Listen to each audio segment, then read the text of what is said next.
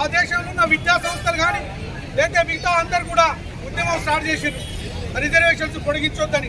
అది ఆ దేశం యొక్క అంతర్గత విషయం. కానీ దీన్ని ఆసరాగా తీసుకొని అక్కడ ఉన్నటువంటి మతానువాదులు ఏదైతే దేశ వ్యతిరేకులు, ధర్మ వ్యతిరేకులు, మూర్ఖులైనటువంటి వాళ్ళు అక్కడ ఉన్న మన హిందువుల పైన దాడులు చేయడం, మన యొక్క మహిళల పైన అత్యాచారం చేయడం, మన హిందువుల యొక్క ఆస్తుల పైన దాడులు చేయడం జరుగుతూ ఉన్నది. వేలాదిగా మన దేశం వైపు తరలి వస్తూ ఉన్నారు బిక్కు మన హిందువులను. కాబట్టి హిందువులకు ఇక ఆశ్రయం లేదు. ఈ దేశంలో ఉన్నది ఒకటే భారతదేశం. కాబట్టి ఆ హిందువులను రక్షించుకునేటువంటి బాధ్యత మన యొక్క భారతదేశం పైన మన మీద ఉన్నది.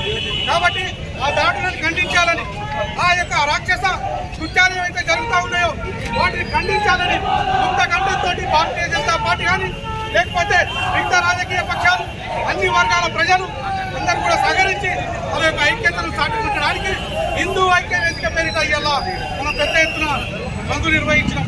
దీనికి సహకరించినటువంటి వ్యాపారస్తులు, అన్ని రకాల వ్యాపారస్తులు, వాళ్ళు ఏ దుకాణంలో రెడీమేడ్స్ కానీ, జ్యువెలర్స్ కానీ, లేకపోతే డ్రెస్సెస్ కానీ, బ్లౌజర్స్ కానీ, కిరాణా మార్కెట్స్ కానీ, డాక్టర్స్ అసోసియేషన్ కానీ, అడ్వకేట్స్ కానీ, లేకపోతే అన్ని రకాల సంస్థలు ఏమైనా ఉన్నాయో అందరూ కూడా సహకరించారు. కాబట్టి ఈ హిందూ ఐక్య వేదిక తరఫున అందరికీ కూడా ధన్యవాదాలు తెలియజేస్తా ఉన్నాం. మన యొక్క ఈ యొక్క ర్యాలీకి సహకరించిన పోలీస్ వ్యవస్థకు కూడా ధన్యవాదాలు తెలియజేస్తా ఉన్నాం. మనం ఎవరికి వ్యతిరేకం కాదు.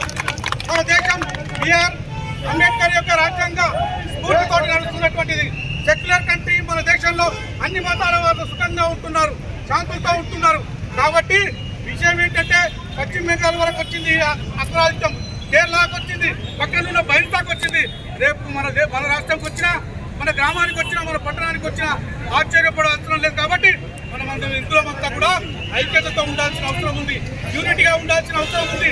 మనమంతా ఏకతాటిపై ఉండి అవతలకి ఏదో శుభ స్వప్నంగా ఉండాలనేటువంటి ప్రయత్నం చేయాలి. ఆ దిశగా మనం ప్రయత్నం చేయాలి. కాబట్టి సహకరించిన అందరికీ, అన్ని వర్గాల వారికి, అన్ని కులాల వారికి, అన్ని వ్యాపారస్తులకు, అన్ని సంస్థలకు అందరికీ కూడా హిందూ ఐక్య వేదిక తరఫున ధన్యవాదాలు తెలియజేస్తూ